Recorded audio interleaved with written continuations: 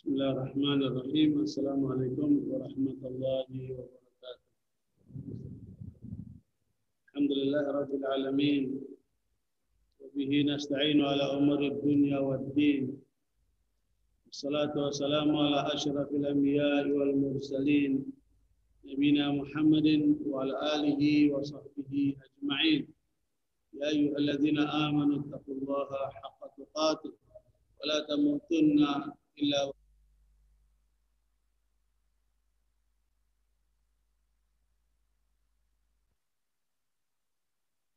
سهلا إلا ما جعلته سهلا وأنت ذا الحزن إذا شئت سهلا ما بعد.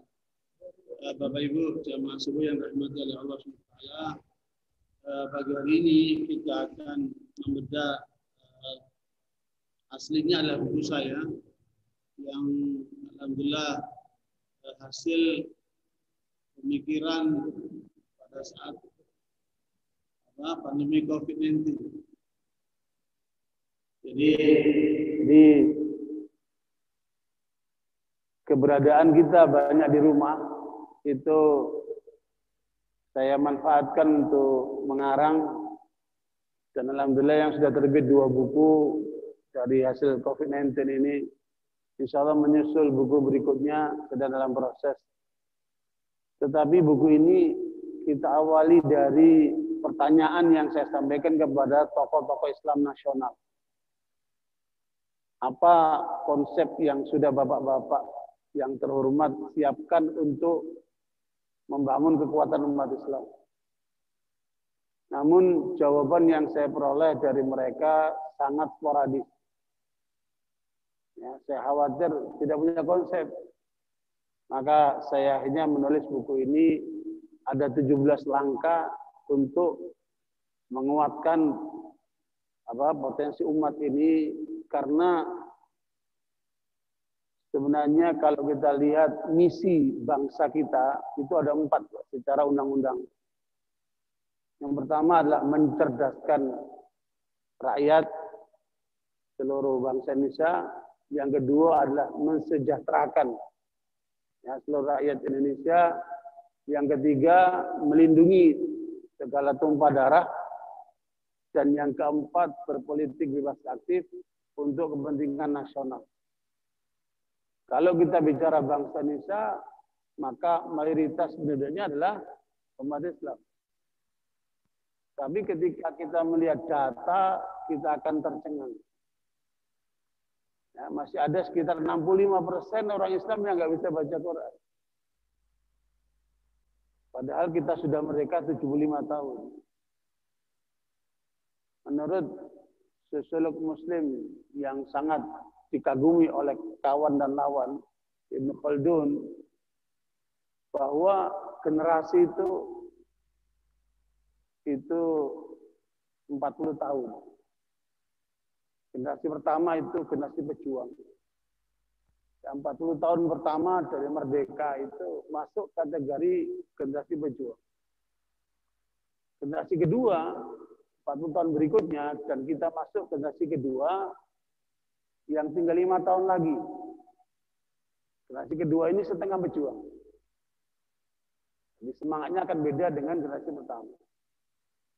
Generasi ketiga itu generasi penikmat.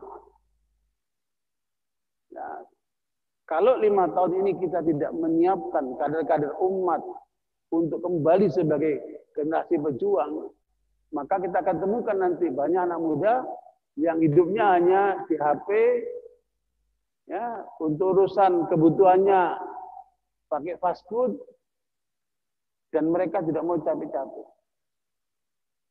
Generasi ini kalau kemudian tidak dipersiapkan dengan baik, maka akan mengalami kelemahan yang luar biasa.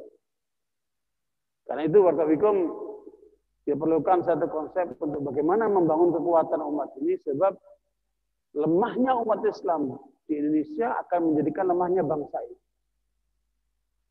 Kalau kita lihat data tentang kemiskinan, siapa yang miskin?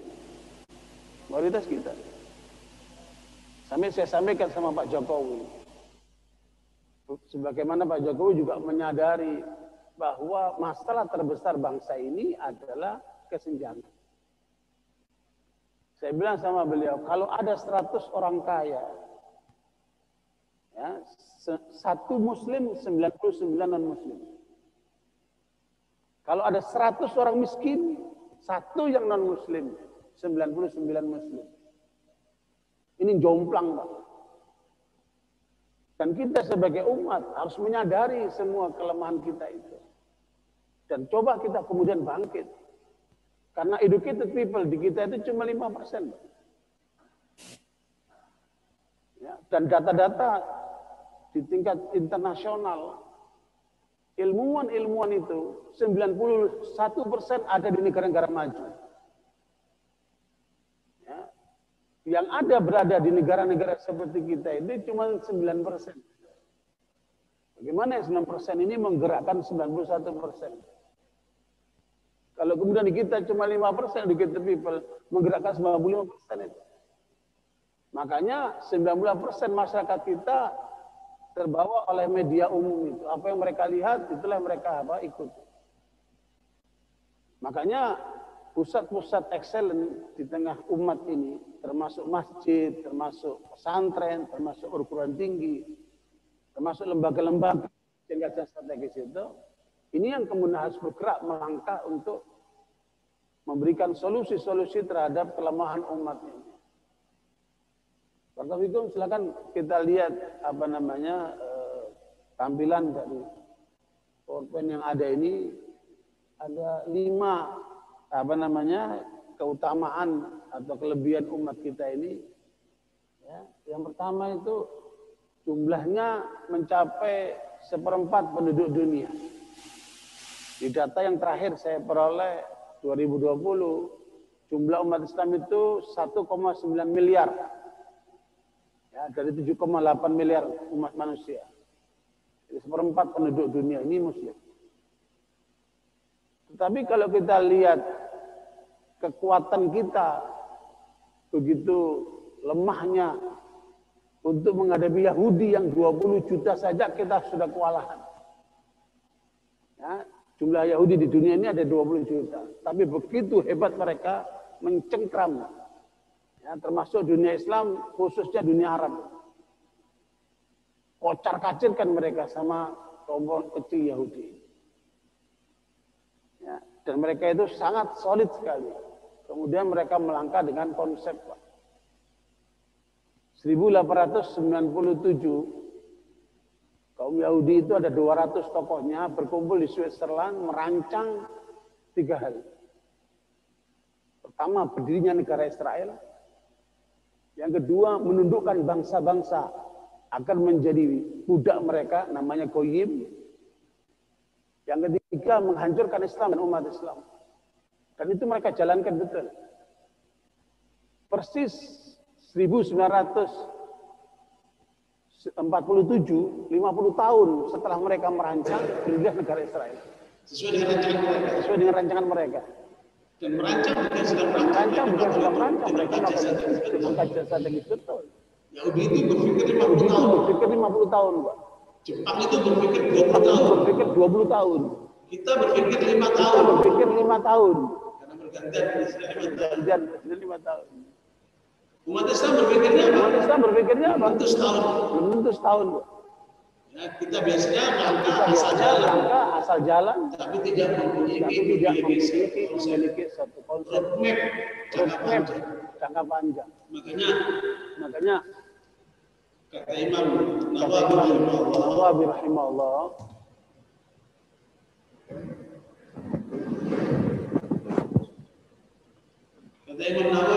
Imam Nawawi umat ini akan kuat apabila ulamanya bergerak, di backup oleh penguasa, di backup oleh pengusaha, para pengusaha logistiknya, dan di backup oleh doa fuqara dan masakin. Saya tambahin dua, kader-kader umat yang berkualitas dan roadmap yang jelas. Saya coba bertanya kepada lembaga-lembaga Islam itu, mana roadmap kalian? Mana peta umat Islam? Dan bagaimana untuk melangkah ke depan? Hampir tidak kita temukan jawabannya. Kalaupun ada, mereka punya langkah untuk lembaganya masing-masing. Dan ini titik kelemahan kita. Ya, sampai sekarang kita nggak punya lembaga kajian strategis seperti CSIS umpamanya. Di Barat itu ada 4.500 lembaga kajian strategis semacam Rand Corporation. Rand Corporation itu lembaga kajian strategis Amerika. Di situ ada 5.000 ilmuwan yang terlibat dan mereka mempetakan ya, semua kekuatan umat Islam A sampai Z. Dan termasuk bagaimana mereka merancang untuk melumpuhkan kekuatan umat Islam itu. Ya, karena itu Barakallahu, potensi umat yang besar ini memang harus kita berdayakan. Dan mereka dilemahkan dengan 3 langkah. Pertama, melemahkan akidahnya. Bahkan kalau perlu mereka dimurtadkan. Gerakan kristenisasi dan sebagainya itu. Ya. Yang kedua, termasuk gerakan aliran sesat itu di backup betul oleh mereka, Pak.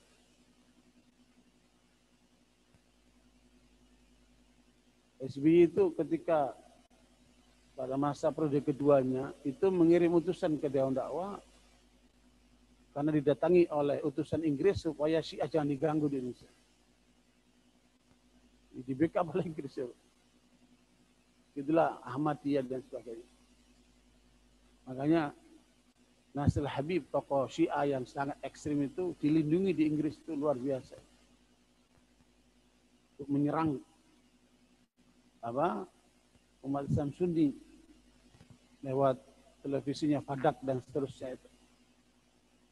Yang kedua adalah merusak otak umat Islam dengan brainwashing, dengan liberalisme, dengan kapitalisme, dengan macam-macam pemikiran menyimpang. Dan yang ketiga merusak fisik dengan hal yang haram.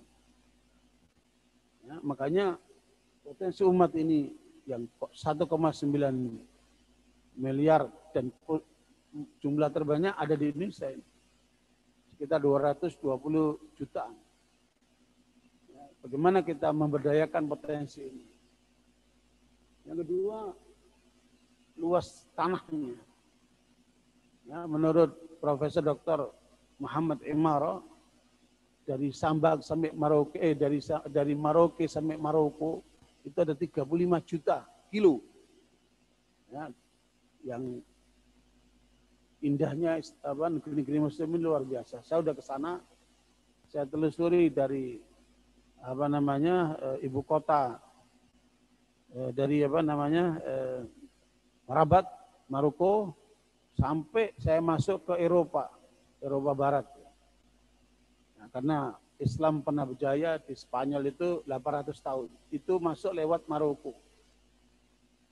Ya, disebabkan seorang pemuda yang keluarganya semua dibantai oleh kaum Abbasiyah, namanya Abdurrahman Ad-Dakhil, dia kemudian lompat ke sungai, berenang sampai kemudian beliau lari dan dia dari jauh melihat bagaimana keluarganya dibantai oleh kaum Abbasiyah itu. Dia lari ke Maroko, dia bangun kekuatan di sana, kemudian beliau bergerak menuju ke Spanyol. Dan berilah Islam di Cordoba dan sebagainya itu. Cuman saya ke sana, Masjid Agung Cordoba yang dulu menjadi kebanggaan umat Islam, melahirkan banyak ulama, sudah berada di tangan musuh-musuh Islam. Bahkan yang paling menyakitkan, di masjid itu diletakkan kuburan Christopher Columbus, yang dianggap penemu Amerika itu. Dan sebagainya sudah dibikin altar gereja oleh mereka. Meskipun secara umum nampak tiang-tiang masjid itu mirip seperti yang ada di Masjid Madinah. Ya. Sepertinya Masjid Madinah itu mengikuti pola strukturnya itu, mengikuti pola yang di Cordoba itu. Nah, barakallahu saya sekalian, 800 tahun Islam berjaya di Eropa dan menyebabkan kemajuan Eropa itu dari bangunan peradaban umat Islam. Makanya Dr. Zygmunt Hanke, seorang penulis dari Jerman, membuat satu tulisan cukup tebal tentang bagaimana pengaruh Islam dalam kemajuan Eropa itu. Waktu itu Amerika belum ditemukan. Jadi setelah kekalahan umat Islam di Spanyol 1492 Hijriah Masehi, kemudian Christopher Columbus diutus oleh Isabella untuk masuk ke Amerika dengan rombongannya. Ditemukanlah benua Amerika itu 1493.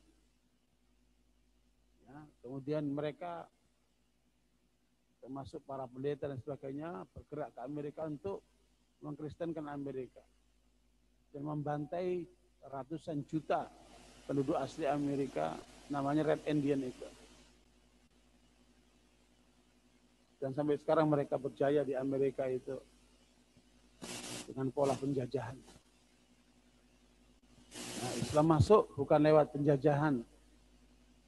Islam masuk dengan lewat peradaban. Karena itu Barakallahu 1511 Portugal menjajah Malaka. Diikutilah oleh penjajah-penjajah lain dan kita menderita lebih daripada 350 tahun dijajah oleh mereka. Hampir semua dunia Islam dijajah kecuali Mekah dan Madinah. Karenanya Barakallahu kemajuan mereka itu atas dasar penjajahan, nah sementara kemajuan umat Islam atas dasar peradaban. Makanya seorang penulis Barat, The History of Civilization, Will Durant, menulis 20 juz buku tentang peradaban umat manusia dan diungkapkan tidak ada peradaban manusia seperti peradaban Islam. Yang paling menarik adalah penjajah negeri-negeri Muslim namanya Mongolia itu berujung dengan masuk Islam. Belum ada penjajah mengikuti agama yang dijajah, belum ada. Nah, hanya terjadi dengan peradaban Islam. Karena itu Barakallahu ya, luas negeri Muslim ini yang luar biasa. Yang paling luas dulu itu kekuasaannya Utsmani ya, yang di bawah Turki dulu itu. Ya, hampir semua Eropa itu dan Asia itu ditangani oleh Turki Utsmani itu. Ya, dari Portugal sampai Sisilia itu di wilayah barat sana. Kemudian di timur ini wilayahnya sampai Xinjiang, ya, Armenia, ya, dan seluruh negeri-negeri Muslim itu, termasuk Indonesia waktu itu adalah Aceh, Jogja itu berkomunikasi, ya, dan berhubungan baik dengan wilayah Khilafah Utsmaniyah yang ada di Turki. Nah, Barakallahu ini kelebihan umat yang kedua. Ya, wilayahnya membentang dari Maroko sampai Maroke. Kemudian memiliki sejarah panjang. Peradaban Islam luar biasa dari mulai masa Rasulullah sampai hari ini. Ya, makanya bagaimana kita mengembalikan peradaban Islam ini? Kata Profesor Dr. Naqib Alatas, pemikir dari Malaysia asal Indonesia, ya, sebab kelemahan umat Islam ini ada loss of adab, hilangnya adab. Karena peradaban itu kan kata utamanya adab itu. Ya. Makanya di lembaga-lembaga tinggi perguruan Islam itu ada namanya kuliah adab. Kuliah adab ini kuliah bahasa, kuliah peradaban, kuliah macam-macam dari situ, sejarah dan sebagainya. Kemudian kita memiliki sejarah yang gemilang. Yang keempat, kita memiliki agama yang lengkap. Sekarang di seluruh dunia itu menurut hasil penelitian terakhir ada 4.300 agama. Kemarin saya membantah Denny J.A. yang mengungkapkan tentang data itu, tapi kemudian komentarnya itu lebih banyak mengikuti pola-pola barat.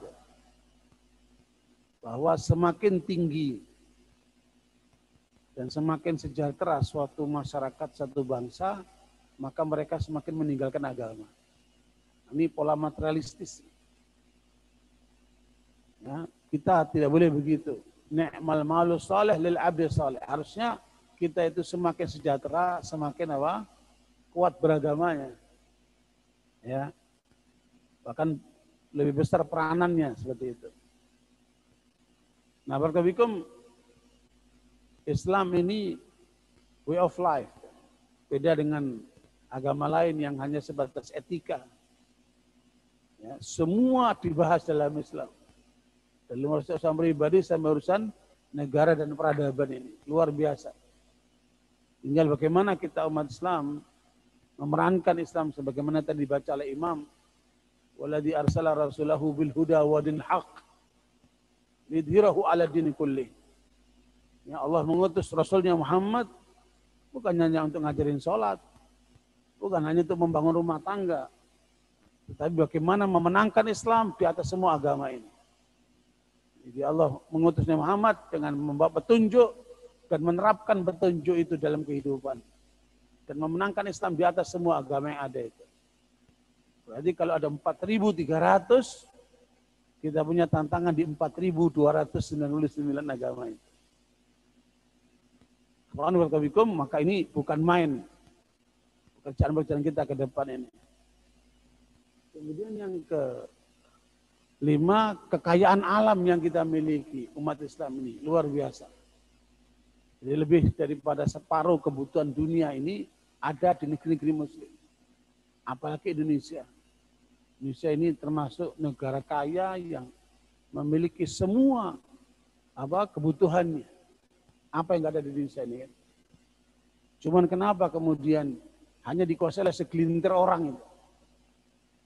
Ya, 1% menguasai aset nasional kita itu.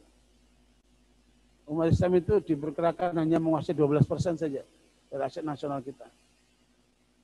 Karena itu barakallahu disinilah pentingnya untuk kita menyadari, ayo umat Islam kita bangkit. Kita maju supaya bangsa kita juga maju. Apalagi Pak Habibie dalam kuliah yang disampaikan di ITB tahun 2009, beliau menyampaikan bahwa perkiraan beliau Indonesia di 2045 itu akan menjadi negara nomor 4 di dunia. Yang pertama itu Cina, yang kedua itu Amerika, yang ketiga India, yang keempat itu Indonesia. Pertanyaannya, saat itu di mana umat Islam? Di mana kekuatan umat ini? Kalau kemudian kita tidak merancang dari sekarang ya untuk membangun kekuatan kita ini. Karena itu barakallahu memang kata kuncinya di kepemimpinan. Ya, kata kuncinya itu di kepemimpinan. Tinggal bagaimana umat ini memiliki pemimpin yang handal seperti itu. Lanjut. 5 potensi besar ini tetapi kemudian menjadi perebutan oleh barat dan timur. Silakan. Lihat ini. Ya, barat dipimpin oleh Amerika, timur dipimpin oleh Cina hari ini. Dan dua-duanya memperebutkan Indonesia. Apalagi dengan pergantian kepemimpinan di Amerika dengan Joe Biden ini, itu akan sangat besar pengaruhnya nanti di Indonesia. Ya. Saya tahu dari tokoh-tokoh di atas itu, CIA sudah bergerak untuk mengkomunikasikan dengan pimpinan-pimpinan nasional kita itu. Jadi mereka punya kepentingan besar di kita. Bagaimana juga Cina memiliki kepentingan besar di kita juga. Kita diperbutkan oleh mereka. Ibarat seperti kata Nabi dalam riwayat Imam Ahmad, Abu Dawud dan yang lainnya dengan sanad yang sahih, Rasul mengatakan yushiku an tada'at alaikumul umamu kama tada'atil akalatu ila qas'atiha. Hampir-hampir bangsa-bangsa itu mengkerubuti kalian seperti manusia-manusia mengkerubuti hidangan makanan. Pada saat itu Nabi ditanya, awamin qilatan nahnu yawma idzin ya Rasulullah. Apakah kami di waktu itu sedikit wahai Rasulullah? Maka mengatakan la, kamu bukan sedikit. Innakum katsirun walakinnakum ghutha'un ka ghutha'is sail. Kalian banyak tapi banyaknya kalian seperti buih. Ya, wala yanzi'anallahu min qulubikum wala yanzi'anallahu min qulubi a'daikumul mahabata minkum. Pada saat itu musuh-musuh kalian tidak takut kepada kalian.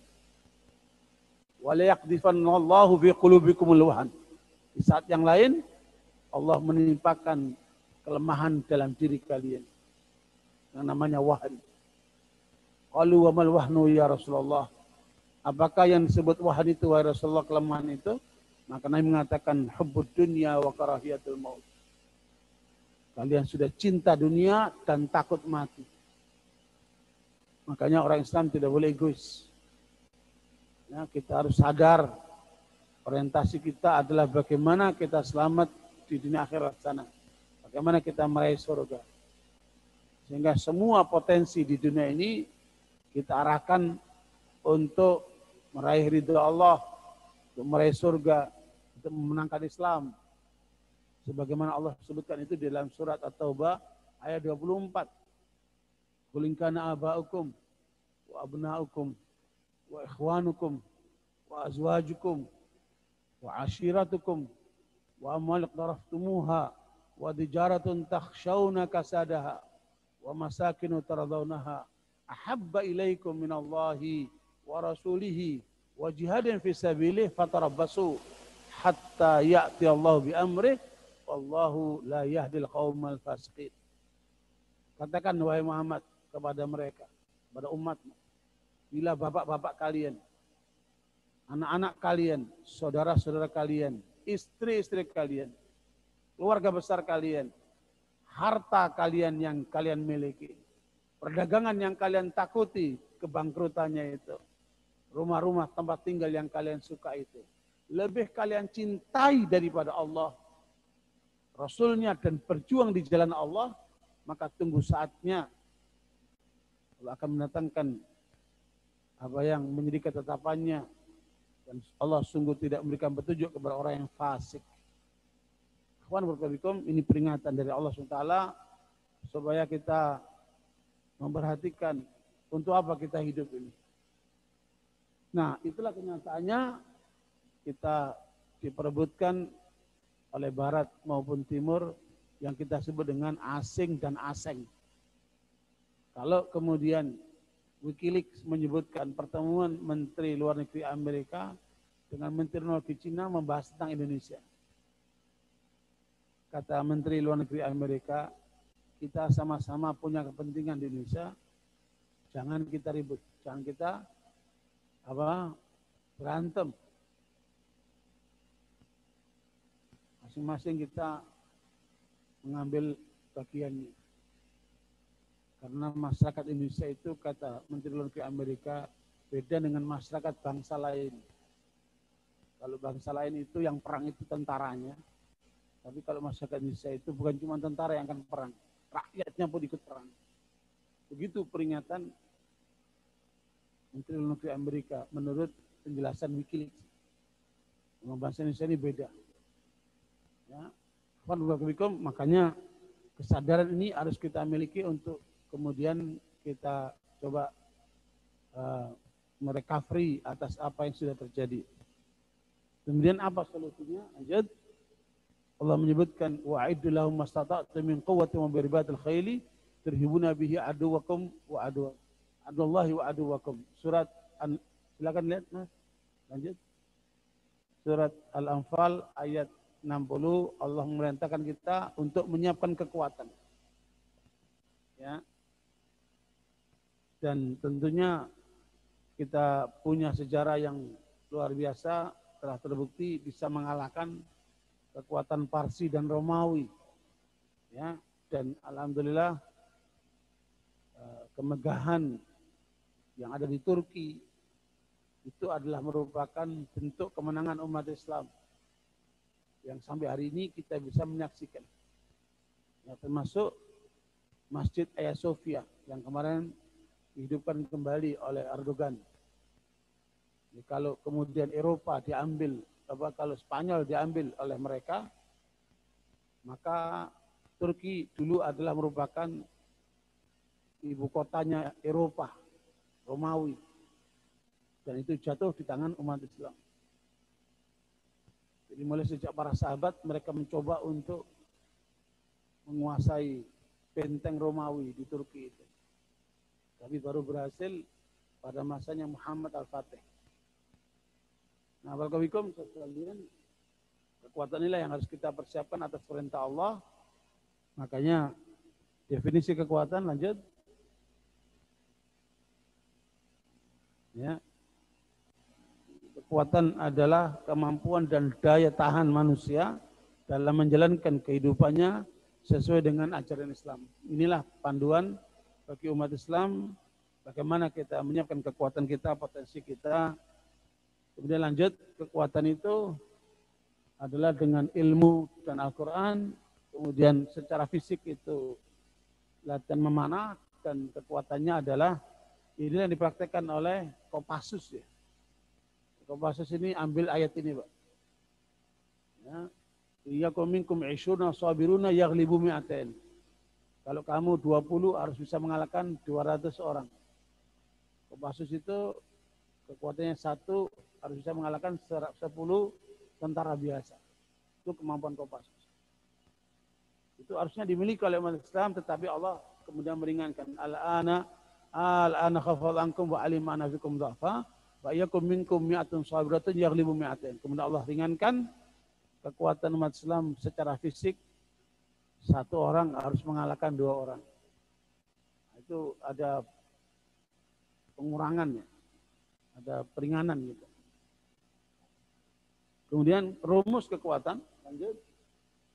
Rumus kekuatan yaitu potensi rohani yang pertama, ya, dimensi rohani, kemudian potensi akal, dimensi spiritual, intelektual, kemudian potensi beraksi, itu dimensi faktual.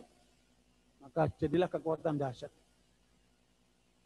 Saya pernah tinggal di Australia, menyaksikan secara dekat atau langsung bagaimana pola hidup mereka. Jadi mereka ini secara rohani miskin. Jadi empty soul, jiwanya kosong. Makanya rata-rata mereka larinya ke minuman keras sama awewe. Ya. Itu titik kelemahan sebenarnya. Ya, sementara umat Islam itu kelebihannya justru di rohaninya itu, yang menjadikan dia seimbang.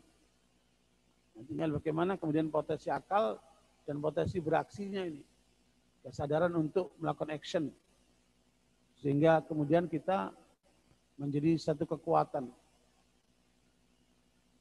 Makanya tidak heran kalau Profesor Huntington dalam analisa yang disampaikan kepada kebijakan politik Amerika setelah runtuhnya Rusia atau Uni Soviet 1992, mereka menganalisa kekuatan mana lagi yang akan menjadi ancaman buat Amerika setelah runtuhnya Uni Soviet.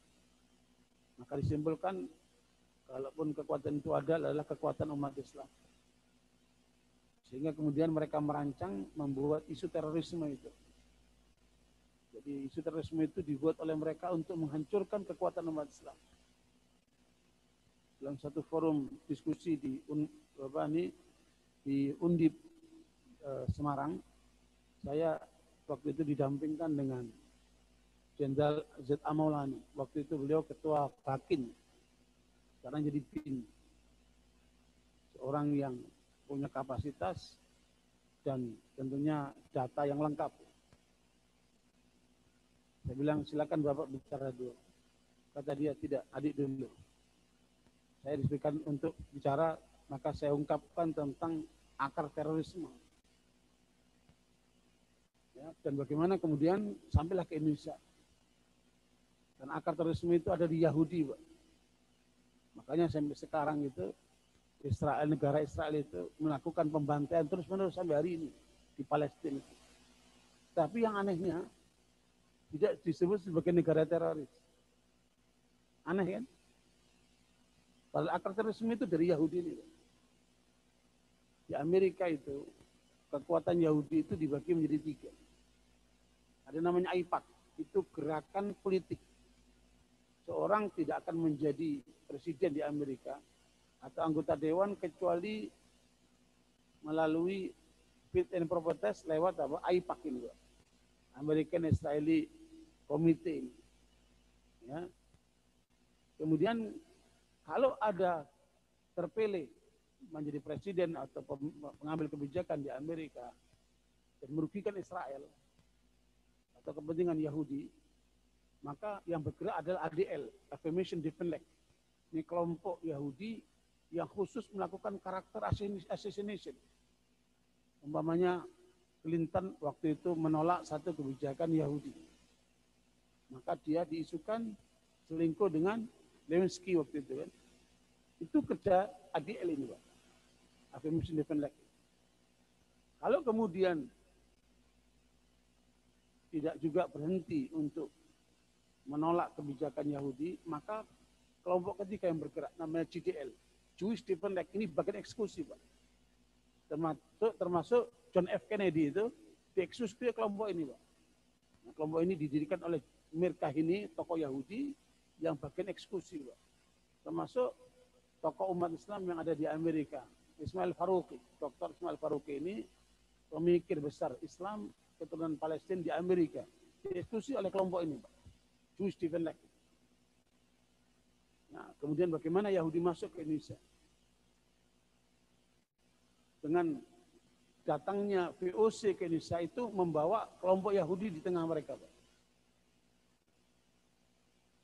Dan menurut penelitian kawan kami di forum namanya Forkazi, Forum Kajian Zionis Indonesia, ada seorang kawan yang berangkat ke Belanda meneliti tentang gerakan Yahudi di Indonesia, Pak. Ternyata ditemukan datanya di sana, pusat gerakan Yahudi itu di Pondok Gede. Rupanya Pondok Gede itu terjemahan daripada Grand Lodge, menurut versi mereka. Lodge itu tempat ibadahnya Yahudi. Dulu adanya di mana itu? Di pasar Pondok Gede itu. Bapak kalau lihat Ramayana, disitulah tempat pusat lodge Yahudi dulu, Pak. Di bawah itu masih ada kuburannya orang Yahudi, Pak. Makanya dulu gubernur-gubernur yang Belanda dari keturunan Yahudi itu disumpahnya di situ, Pak. Di tempat lodge Yahudi itu. Makanya orang-orang tua di Pondok Gede ini menganggap itu tempat kumpulnya setan. Ya. Di Pondok Gede itu terjemahan daripada Grand Lodge. Ini menurut data yang ada di Belanda. Jadi pusat gerakan Yahudi itu ada di Pondok Gede. Kita mungkin banyak nggak tahu. Kemarin ada forum diskusi ulama-ulama Palestina yang mengundang ulama-ulama dunia. Saya termasuk diundang dan saya ikut bicara di situ. Saya sampaikan bahwa gerakan Yahudi di Indonesia masuk di tahun abad 16, ya, 1600-an bersama dengan VOC. Kemudian tahun 80-an, tahun 62, gerakan Yahudi dilarang oleh Soekarno, resmi. Kemudian mereka masuk lewat LSM, ya, lewat gerakan-gerakan sosial lah itu. Ya. Kemudian tahun 80-an data PBB menyebutkan jumlah orang Yahudi di Indonesia itu ada 3.000-an. Semua masuk ke negeri Israel. Ini orang Indonesia, Pak. 3.000 orang masuk ke Israel, yang pulang ke Indonesia balik separuhnya tinggal di sana. Waktu saya masuk ke negeri Israel, itu saya lihat Hotel Bali. Saya pikir ini kemungkinan punya orang Yahudi Indonesia ini. Namanya Hotel Bali, Pak. Dan saya sempat nginep di situ. Nah, Barakallahu, saya bertanya kepada pembicara Dr. Zakaria namanya, ahli tentang Yahudi. Karena temanya itu tentang Yahudi dan Zionisme. Saya tanya, seberapa besar sumbangsih Yahudi Indonesia terhadap berdirinya negara Israel? Maka Dr. Zakaria mengatakan kami punya 30 tesis dan disertasi tentang Yahudi dan Zionisme, sama sekali tidak menyebutkan tentang Yahudi Indonesia. Berarti di sini ada kelemahan data, Pak. Bapak bisa lihat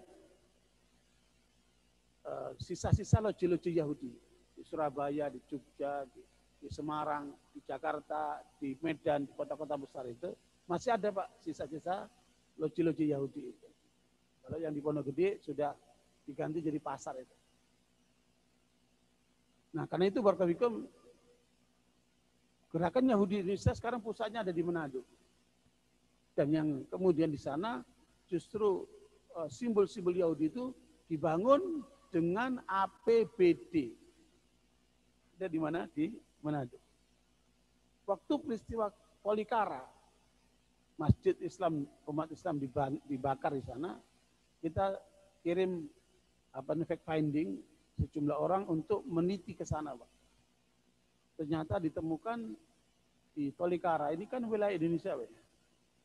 Masyarakat di sana lebih banyak memasang bendera Yahudi Israel daripada bendera Indonesia. Di Tolikara itu, Pak.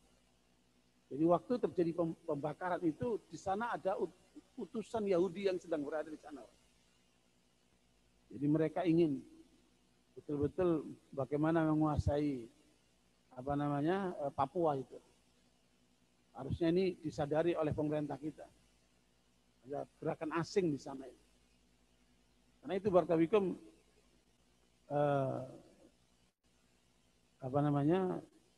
Pak Z.A. Maulani waktu itu menyampaikan kelengkapan dari apa yang saya sampaikan.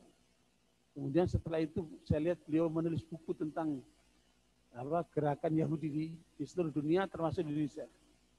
Jadi mungkin beliau termotivasi untuk mendalami lagi itu. Alhamdulillah saya sempat dapat PDF-nya. Ya, tulisan Pak Z.A. Maulani tentang gerakan Yahudi di seluruh dunia termasuk di Indonesia. Saya kira itu banyak datanya itu. Itulah gambaran daripada potensi umat ini yang luar biasa kalau diberdayakan, kalau disadari. Oke, kemudian saya lanjutkan ada 17 langkah yang saya tulis di buku ini. Semuanya ada 280-an ya, lembar yang bisa dibaca Bapak sekalian untuk kelengkapannya. Karena waktu kita terbatas, kita coba lihat apa saja 17 langkah yang bisa diberdayakan dari umat ini, karena kita lihat kelemahan kita ini betul-betul sistemik. Ya. Saya khawatir ini terjadi dengan pola kesengajaan, ya, terjadinya pembodohan, pemiskinan, ya, bahkan kemudian sekularisasi, pemurtadan, penyesatan yang sangat-sangat masif di tengah umat ini. Ya. Makanya apa yang harus dilakukan? Yang pertama adalah membangun kekuatan ilmu. Lanjut.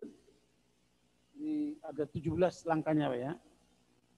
Oke, lanjut kita masuk ke rincian masing-masing.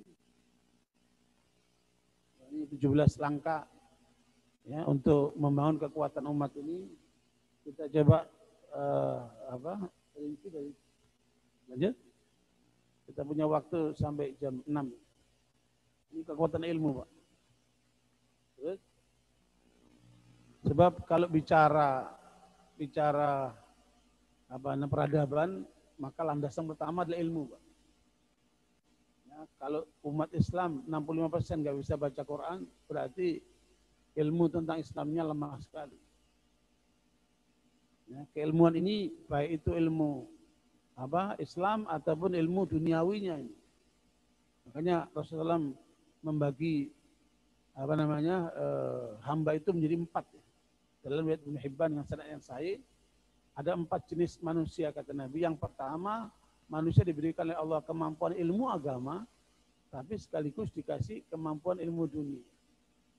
Sehingga dia sukses dunianya, sukses akhiratnya. Yang kedua, hamba yang dikasih ilmu agama, tetapi tidak dikasih ilmu dunia. Sukses akhiratnya, gagal dunianya dia. Minimal pas-pasan. Nah, yang ketiga, hamba yang dikasih ilmu dunia, tapi tidak dikasih ilmu agama. Dan kebanyakan orang kaya kita jenis yang ketiga ini, Pak. Menguasai ilmu dunia, tapi tidak ngerti agama. Sehingga tidak tahu apa itu yang harus diberikan untuk agamanya itu.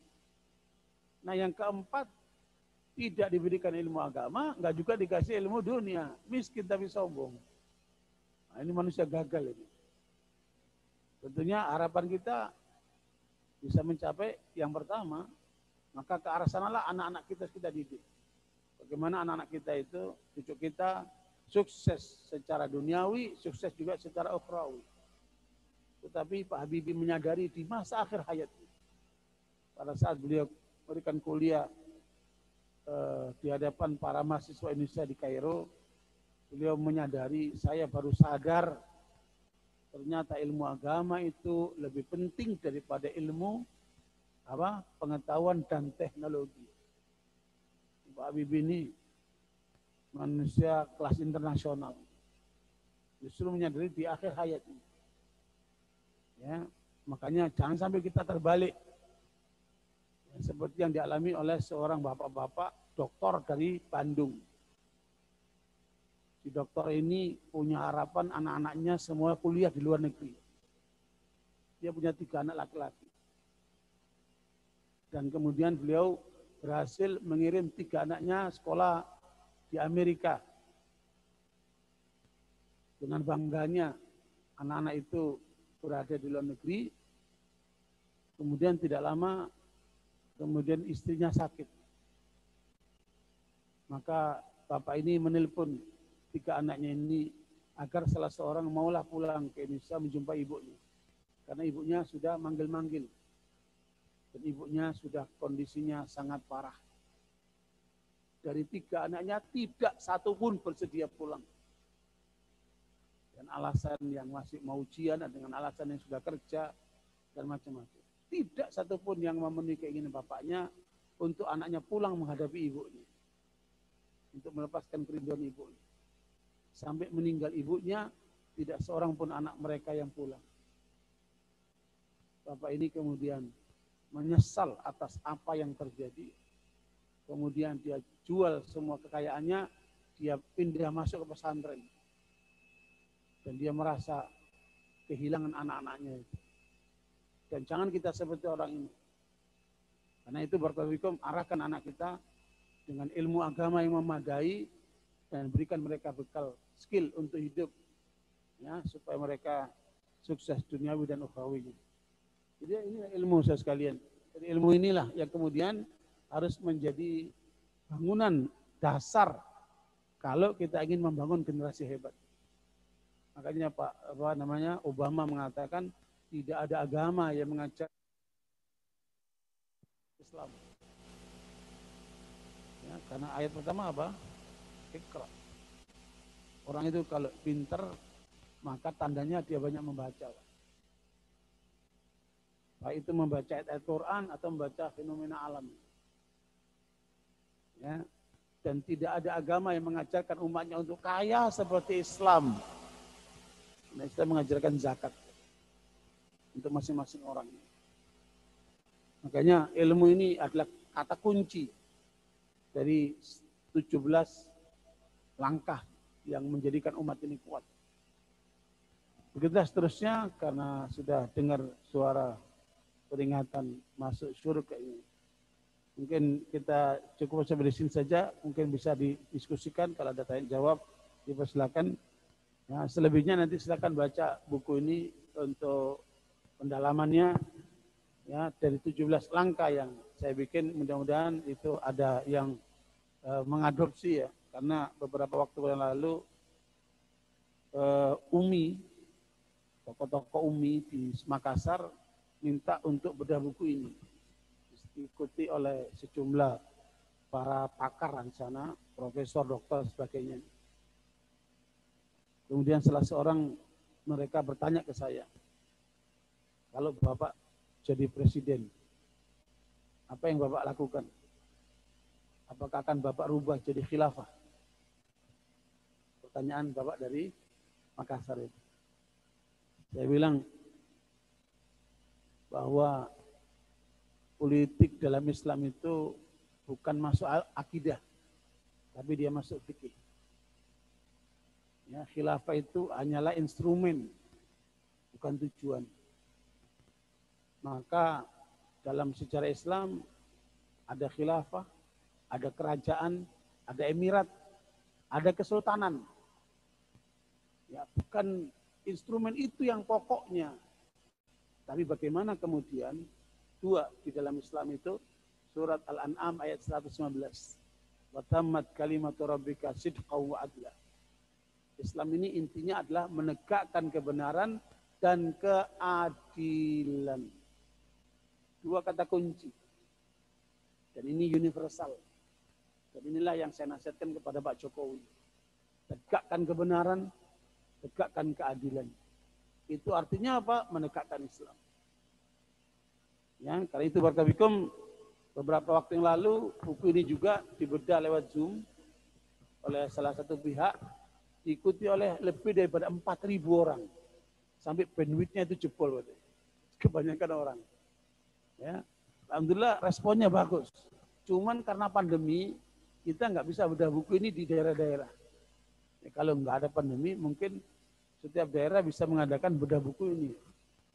Sebagaimana buku saya sebelumnya, itu hidup hanya sekali, jangan salah jalan, itu dibedah di kota-kota besar, termasuk di Malaysia.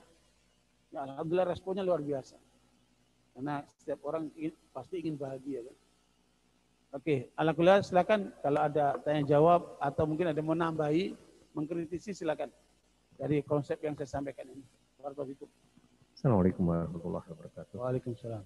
Ustadz, ini ada yang menanyakan dari Zoom, dari online. Akan saya bacakan dari Bapak Agus Purwanto. Pertanyaannya, bagaimana langkah gerakan dakwah Islam yang tepat pada saat ini dengan melihat kondisi politik yang kurang kondusif agar semangat memberikan kesadaran tentang kebangkitan Islam? Ya, Barakallahu. Jadi saya sekalian, Pak Natsir itu adalah tokoh umat Islam Indonesia yang mencapai tingkatan tertinggi, Perdana Menteri Indonesia. Pak Natsir lah orang yang paling berhasil menciptakan NKRI. Jadi Soekarno itu datang ke rumah Pak Natsir mengatakan, saya gagal membangun Indonesia, tolong selamatkan saudara Natsir. Dan Pak Natsir kemudian bergerak, melakukan langkah-langkah, terjadilah musuh integral kembali kepada NKRI. Itu konsep Pak Natsir, tokoh umat Islam. Waktu itu Pak Natsir mengatakan, karena beliau dari Masyumi, beliau mengatakan, kami waktu di Masyumi berdakwah lewat politik.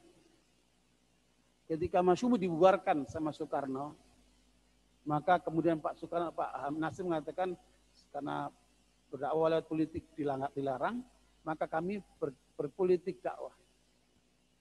Itu Pak jawabannya Pak. Jadi kalau gerakan politik kita dibatasi, bahkan kemudian diamputasi ya, oleh rezim, maka masih tersisa politik dakwah. Memang kita harus berada di dua lini ini Pak.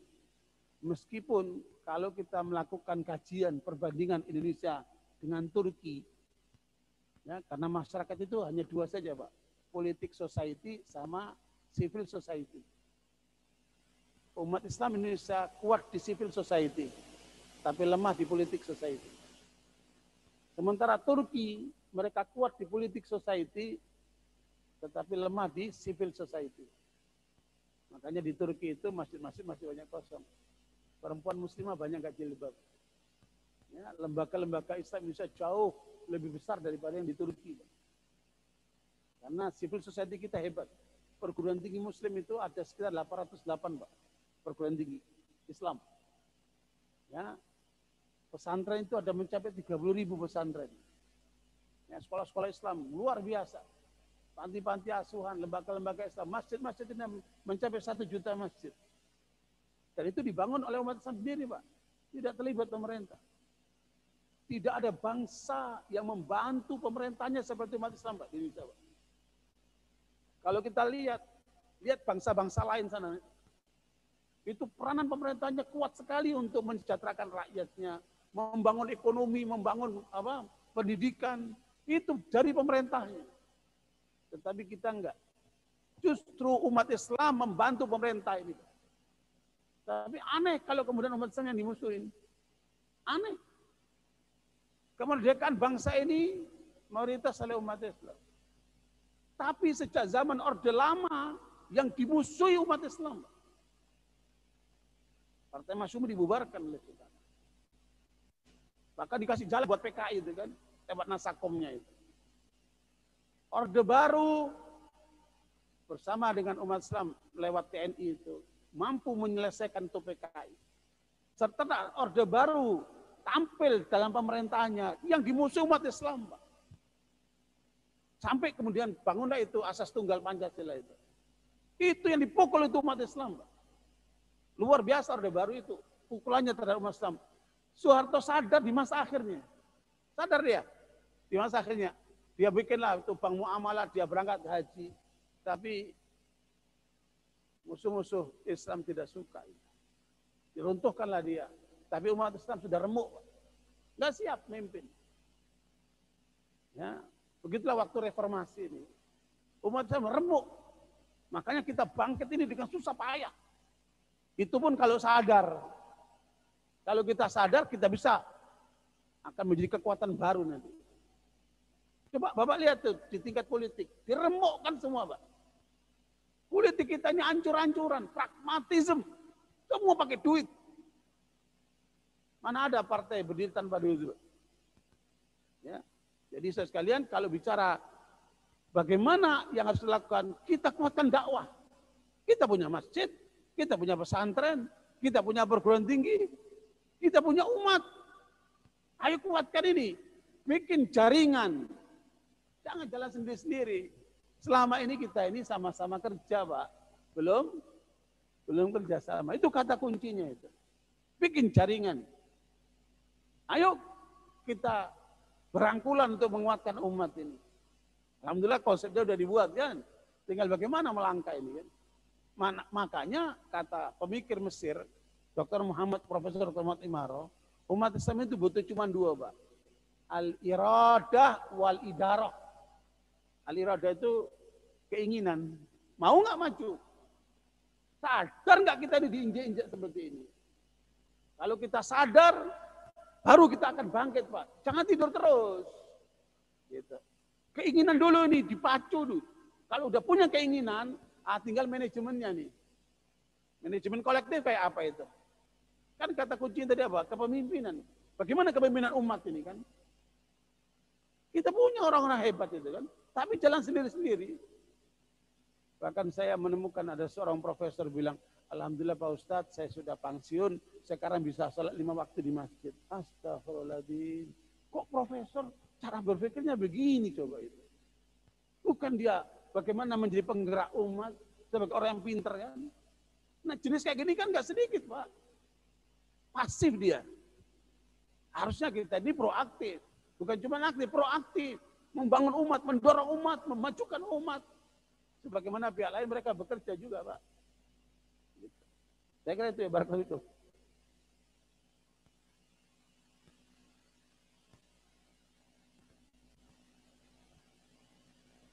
Alhamdulillah, mungkin dari Bapak ada yang mau tanya, satu saja Pak ya, karena waktunya terbatas sampai jam 6.10 mungkin.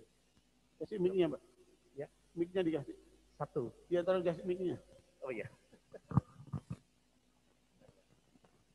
Nanti yang lainnya mungkin bisa.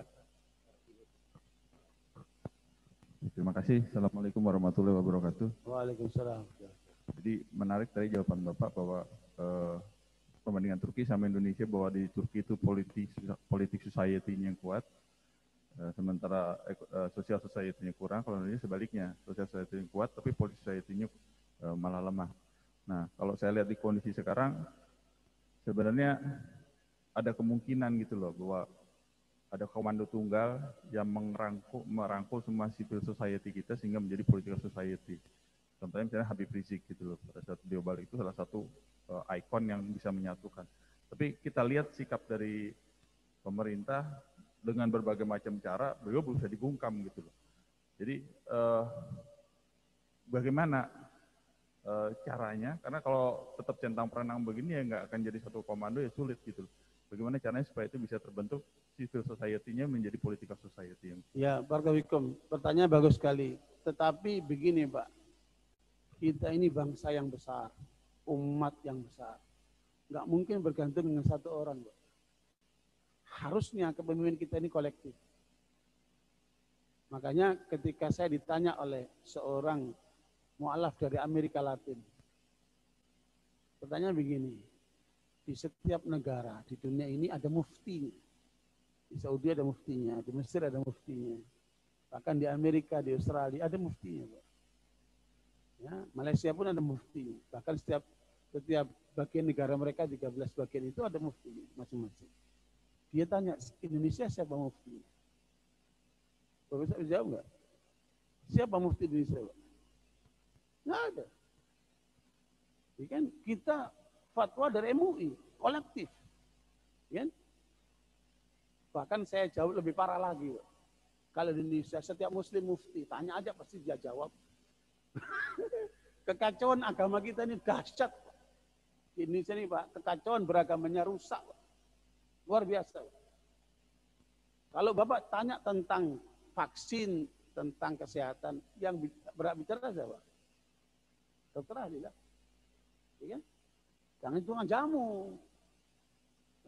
Kalau bicara bangunan, yang berhak bicara siapa? Teknik lah, orang teknik, orang insinyur ya kan. Kalau bicara tentang perdagangan, pebisnis saya bicara. Tapi coba Bapak lihat bicara agama, semuanya bicara Pak. Yang jenderal bicara, yang dokter bicara, yang mau bicara Pak. Ini kekacauan beragama luar biasa Pak di kita. Tapi meskipun begitu, kita lihat MUI itu kolektif. Fatwa itu dari kolektif. Ya. Sebenarnya kepemimpinan kita itu bisa kolektif. Hanya masalahnya begini Pak analisanya. Siapa yang nangkep Habib Rizik? Rezim kan? Kan? Siapa membubarkan FPI Pak? Rezim Pak. Bahkan pesantrennya pun diambil. Kemudian rekeningnya pun dibekukan 92 rekening. Itu kenapa? Karena dianggap ancaman bagi rezim. Jadi begini Pak, dalam struktur demokrasi itu ada infrastruktur, ada suprastruktur. Infrastruktur ini siapa? Ormas, LSM, perguruan tinggi, pesantren, masjid, kita semua ini infrastruktur namanya. Di atas itu ada suprastruktur. Siapa itu? Eksekutif, yudikatif, legislatif. Itulah suprastruktur. Dari infrastruktur menghantam suprastruktur itu bukan jalurnya. Paham? Jadi kalau mau menghantam ke atas itu harusnya lewat partai dia. Jadi suprastruktur itu lewatnya partai. Jadi makanya dengan mudah dia dipatahkan, dengan mudah dia ditangkap, dengan mudah dia dibubarkan. Karena dia berada di mana? Di infrastruktur. Harusnya jalurnya apa?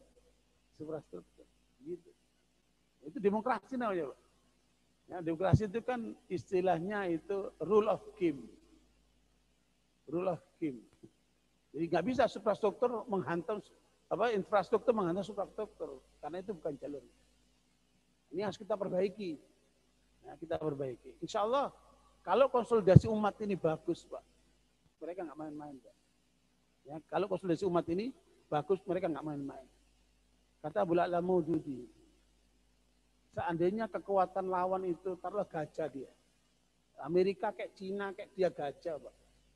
Kita ini umat Islam ini seperti lebah. Kalau kita lebah, Pak, diganggu sama gajah itu. Kita entup matanya, kita entup telinganya, kita entup hidungnya, runtuh itu gajah itu, Pak. Asal kita berposisi seperti apa? Lebah. Jangan kayak lalat. Ini kayak lalat. No, sono mencelok, sini mencelok, menceloknya di tempat-tempat nggak benar. Korupsi lah, nipu lah, apalah itu. Lalat itu kan. Nah, coba kalau umat ini berperilaku seperti lebah. Umat Islam itu kayak lebah, Pak. Tapi jangan ganggu lebah. Lebah itu kalau keluar dia nggak mau ganggu, Pak. Dia jalan mencari saripati bunga dan tidak mengganggu bunganya.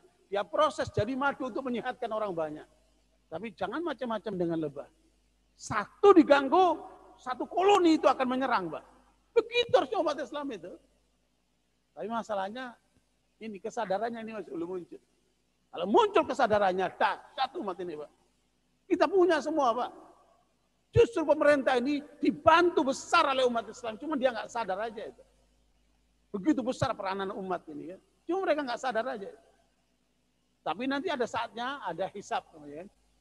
Ada nanti pada saatnya, kan semua ada batasnya, Pak. Ya, sehebat apapun pemerintahan itu, kalau dia dolim sama umat Islam, saatnya akan runtuh juga. Kurang apa sih Orde Baru itu, Pak? Kurang apa sih Orde Lama itu, kan? Runtuh juga. Cuman masalahnya umat ini nggak sadar-sadar gitu loh. Harusnya nggak boleh kita masuk lubang 2 kali, apalagi 3 kali. Ini sudah berkali-kali coba. Nah, tinggal ayo kita sadari itu kembali kepada yang benar. Karena kebenaran Islam ini seperti cahaya, Pak. Semua kekuatan mereka itu tidak ubahnya seperti rumah laba-laba. Sekarang laba-laba kuat nggak, Pak? Enggak, lemah. Semua kebatilan itu, Pak, mau Amerika, mau Cina, seperti kelelawar, Pak. Kapan kelelawar keluar? Kalau gelap. Bapak bawa senter itu, kabur tuh kelelawar, Pak. Makanya gerakan dakwah di Eropa, di Amerika, bahkan terakhir saya pergi ke Rusia, luar biasa. Kita gerakan dakwah ini. Artinya kita membawa sinar, kita bawa pelita, kita cahayain saja. Ya, kita nggak menghancurkan. Tapi kita dakwain, kita sadarkan mereka. Kita mau menyelamatkan, bukan untuk menghancurkan. Islam ini penyelamatan, Pak. Bukan penghancuran. Kalau kita sadar itu, wah dahsyat. Karena semua kegelapan itu kan jamak. Tapi cahaya cuma satu, kebenaran cuma satu. Kejahatan banyak, penyimpangan banyak. Kegelapan itu luar biasa. Tapi sehebat apapun kegelapan itu, ketika sinar datang, tersingkap dia, tersingkir. Lemah dia, Pak. Tinggal masalahnya kita ini, mau nggak bawa pelita itu, bawa sinar itu kan? Itu masalahnya. Pada masih ngantuk, masih tidur. Kan? Pengajian aja tidur, khotbah Jumat semangat, ini tidur. Gimana coba itu? Makanya saya nggak mau khotbah Jumat, Pak. Habis khotbah Jumat capek-capek, tidur dia. Nah, kita mau yang sadar-sadar aja, ayo kita bangkit lah, kembalilah. Saya kira itu, Pak Warto itu.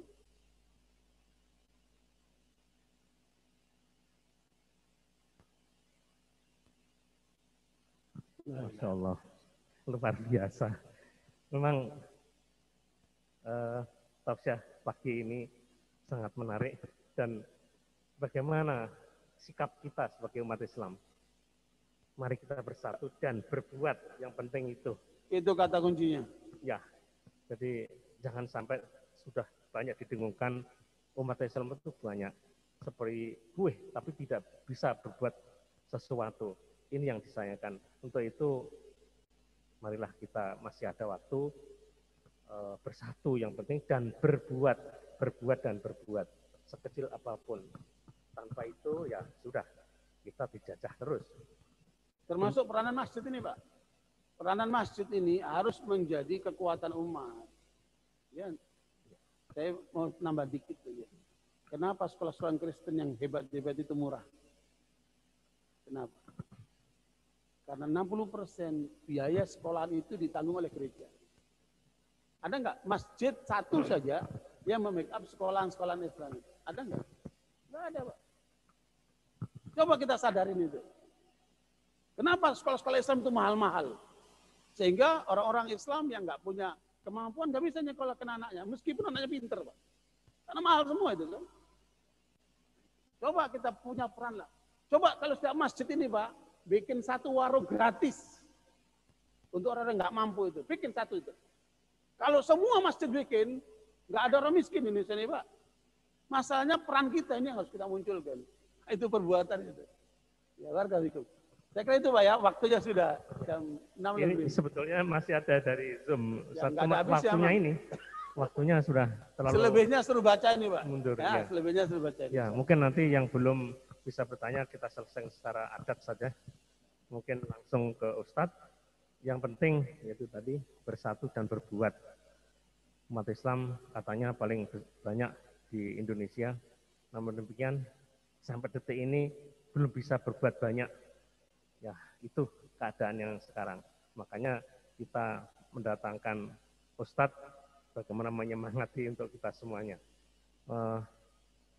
Barangkali di sini juga ada pentingnya masjid tidak hanya untuk sholat, tetapi membangun perekonomian umat itu juga penting yang akan datang. Nah ini tanpa ada kita bersatu, ya susah juga. Makanya mari kita bangun semangat, ada timbulkan keinginan dan semangat. Dan niat itu yang penting. Demikian kita akhiri majelis ini dengan istighfar 3 kali. Astagfirullahaladzim, astagfirullahaladzim, subhanallah wa bihamdika, astaghfiruka wa atubu ilaik. Assalamualaikum warahmatullahi wabarakatuh. Waalaikumsalam. Jazakumullah khair.